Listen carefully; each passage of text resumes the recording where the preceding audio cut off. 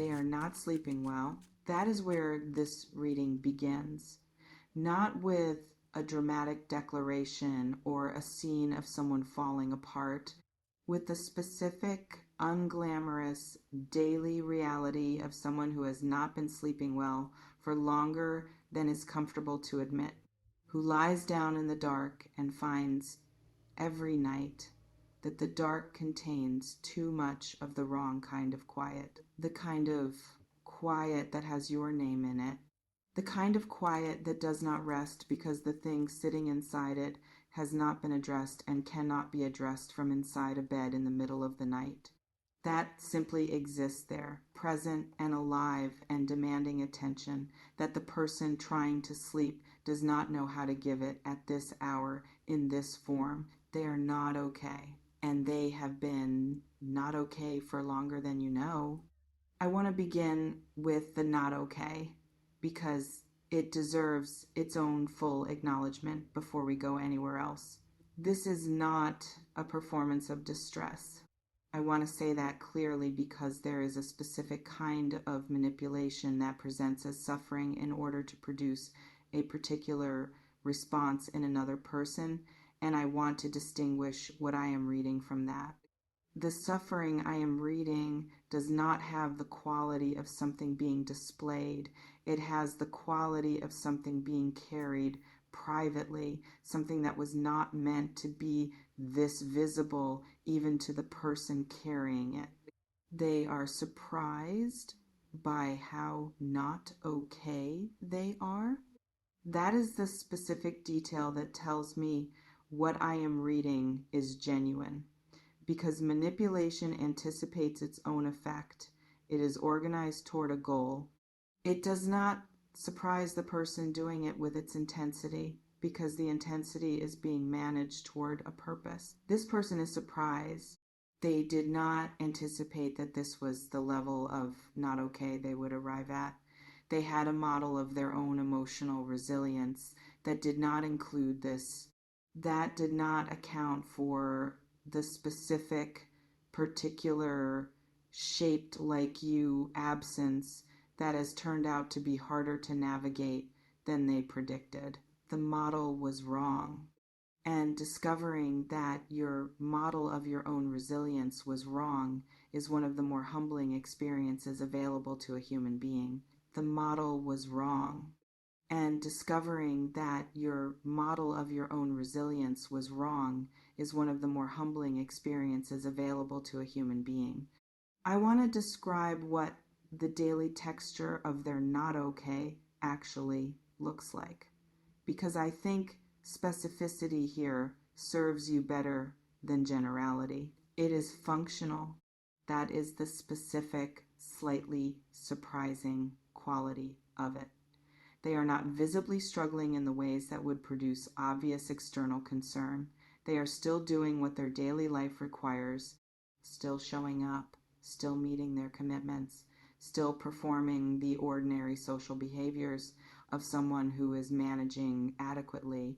The not okay is interior, running underneath the functional surface, like a process the surface is not aware of, present in the moments between activities, when there is no task to perform and the interior has room to make itself felt in the specific private hours of a day that most people do not witness, in the early morning before the day has organized itself around its requirements, in the late evening after everything that needed to be done has been done. In those gaps, consistently, the weight, not dramatic, not the kind that collapses the person carrying it, the kind that is simply there, that has been simply there for long enough to have become the background quality of how everything else feels.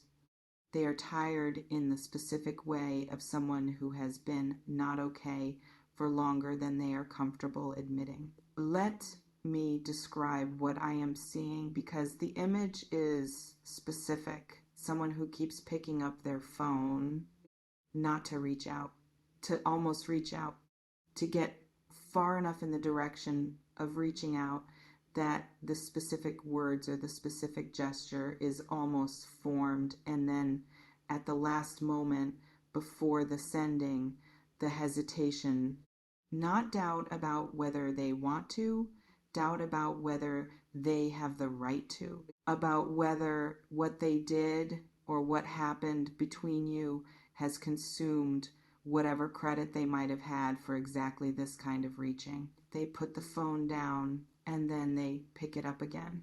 This cycle has been running for longer than you would guess, not because they are indecisive, because the question of whether reaching toward you is something they are entitled to do after what occurred is genuinely complicated for them, is something they have been going back and forth on in the specific, tireless way that matters of principle. Go back and forth in someone for whom principles actually matter. They are not casual about this.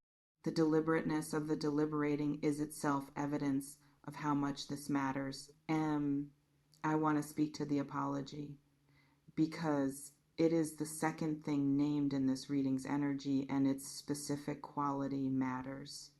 This is not a social apology. The specific distinction I am drawing is this: social apologies exist to restore comfort to a situation, to smooth over what happened, to acknowledge that something went wrong in a way that is sufficient to end the awkwardness of an unacknowledged wrong, to produce the resumption of ordinary interaction between people who have been in a state of disruption.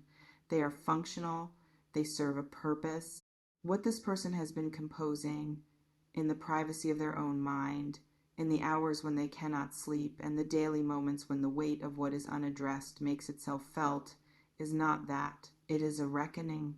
The specific, honest, I have been looking at what I did, and I need you to know what I found quality of someone who has done the work of understanding their own behavior rather than simply regretting its consequences.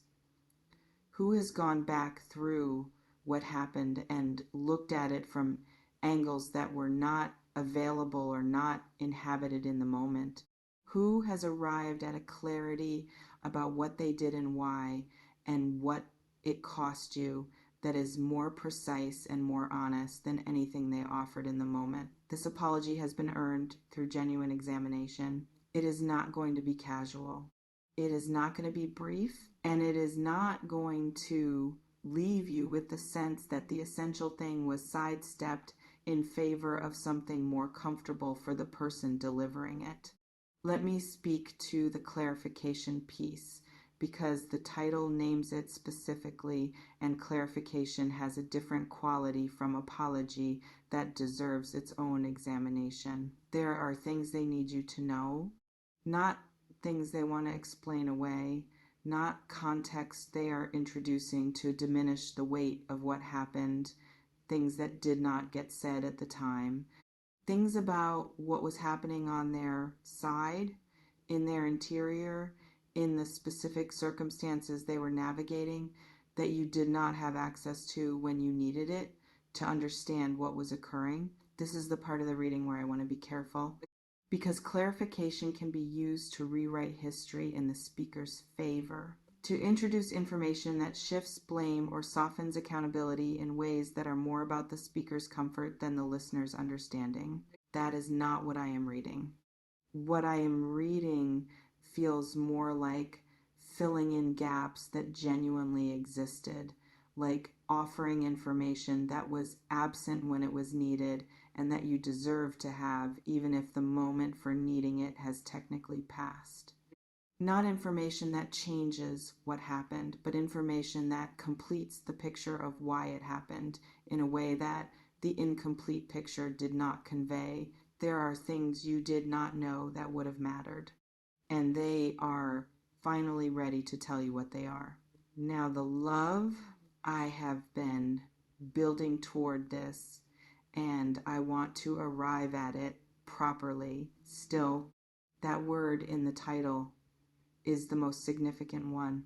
Not the love itself, which is present and real and produces everything else that this reading has been describing. The still, the acknowledgement that the love persisted, that it did not stop when things went wrong, that it was not a feeling contingent on conditions that have since changed, but something more fundamental, something that continued operating underneath whatever else was happening as the ongoing, non-negotiable, I did not choose this and I cannot choose to stop it reality of how they feel. Still, as in through everything, as in despite everything, as in on the other side of everything and still there. That still is the most honest sentence in this entire reading. That still is the most honest sentence in this entire reading. I want to stay with it for a moment because I think it deserves more than a passing acknowledgement. The persistence of love through difficulty is not automatic. It is not the default outcome of having once loved someone. Most feelings, when circumstances remove their favorable conditions, diminish. They adjust in proportion to the encouragement available to sustain them. They become smaller when the environment that was nourishing them is withdrawn. This one did not. Whatever happened, whatever the distance or the silence or the specific damage created by what occurred between you, the love did not adjust to the absence of its favorable conditions, did not reduce to something more appropriate to the circumstances, did not become the sensible, manageable, past tense version that would have been more comfortable to carry. It stayed the same size, which means it is not contingent. Contingent feelings respond to circumstances. They are larger when things are good and smaller when things are difficult, and they have an off switch available in the form of sufficient time or sufficient change of context. What I am reading does not have an off switch.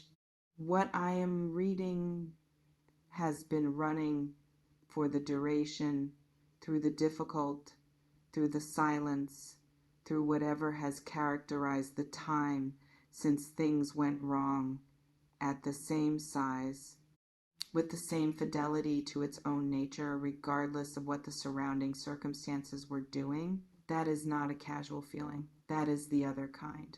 Tell me in the comments if you knew, if some part of you sensed that the love was still there even when everything around it seemed to suggest otherwise. If the not okay quality I have been describing matched something you have been picking up from this person even at a distance, tell me if this reading is arriving on the right address. I want to speak to what the clarification of everything actually involves, because everything is a large word and it deserves to be given specific shape. They want to tell you what they were thinking in the specific moments that mattered, in the moments where what they did or did not do produced the damage that this reading is in the context of. They want to take you inside their thinking at those moments in a way that was not available during the moments themselves. Not to defend the thinking, to be transparent about it, to give you access to the interior that was producing the behavior so that you have a complete picture rather than only the visible surface of what occurred. This is a form of intimacy they were not previously offering. The offering of the interior, the specific, private, here is what was actually happening inside me offering, is more vulnerable than anything they gave you at the time. And the willingness to offer it now, after everything, when the stakes of offering it poorly are higher than they have ever been, is the evidence that something has changed in how they relate to their own vulnerability. They are less defended than they were, not because they have become reckless with what they share, because what happened and the specific ongoing not sleeping experience of its aftermath has made the old defenses feel like they are costing more than they protect. I want to speak to something about what this reading means for you, not as instructions, but as information. You are allowed to have complicated feelings about all of this. The genuine not okay on their side, the reckoning quality apology, the clarification that fills in gaps you deserve to have filled at the time, the still of the love. All of this landing simultaneously is a lot. And the appropriate response to a lot landing simultaneously is not to resolve it immediately into a single clean feeling that is easy to act on. It is to sit with the full complexity of what has arrived, to give yourself the time and the space to feel what you actually feel about each piece without rushing to the resolution. Not because resolution is bad, because premature resolution produces the wrong resolution. What you actually feel about this, underneath the protective layers and the reasonable caution and the specific emotional organization you have developed to help you navigate situations involving this person, is the information you need before any decision about what comes next is available to be made correctly. Feel that first. The rest can follow. Let me speak to what you do with the apology when it arrives. Because it is coming, and being prepared for how to receive it will help you be present rather than defensive for it. Listen without organizing your response. This is harder than it sounds. The mind, when it is presented with something that matters and that has implications, tends to begin composing its response before the offering is complete. To be listening to what is being said while simultaneously building the reply. To only partially receive what is being given because some portion of the attention has already moved to the next stage. For this one, stay fully in the receiving. Let what they say arrive completely before you begin to form a response. Not because your response does not matter, because what they are offering, if it is what I am reading it to be, deserves the full quality of your actual presence rather than the portion of your presence that is not already engaged in preparing for what comes after. The preparation for what comes after can happen when they have finished saying what they need to say. Be there for the saying of it. I want to close with something about the still, because it is the most important thing. Everything else in this reading, the not okay and the apology and the clarification, these are the mechanics, the practical expression of a specific interior state that has been driving all of it from underneath. The not okay exists because of the still. The apology is motivated by the still. The clarification is being offered because of the still. The still is the engine. And the still is what you need to know about before you make any decision about what comes next. Not because the still obligates you to anything. It does not. Loving someone is not an action that creates obligations in the person who is loved. The still belongs to them, and they are responsible for what they do with it. But knowing that it is there, that it persisted, that it survived what happened and everything that came after, and is still operating with the same fidelity as it had when it first arrived, changes the context in which you make whatever decision you make. The decision you make will be the right one, not because I know what it is, because you will make it from the full picture rather than from the incomplete one, with the information about the interior on the other side, with the clarity about what they have been carrying, with the understanding of what this still means and what it does not mean and what it is actually asking. Full picture decisions tend to produce full picture results. That is the gift of everything this person is coming to you with. Not the apology, the full picture. I want to add one final thing before we close, because I think it is the piece that has the most practical weight. The full picture does not make the decision for you. Having all the information, understanding the interior, knowing the still is there, and what it has been through to remain still. None of this produces an automatic answer to the question of what you do next. That answer belongs to you, and it will emerge from the combination of the full picture and your own full interior and the specific, honest assessment of what you actually want and what your actual life requires. What the full picture does is make the decision yours in the truest sense, not made from partial information, not made from the incomplete version of events that has been the only version available to you until now, not made with the specific lingering sense that there is something you did not know that might have mattered. You will know everything that matters. And the decision you make when you know everything that matters from the full, clear, informed position of someone who has received the apology and the clarification and the still will be the right decision. Whatever it is, the full picture belongs to you. It is almost here.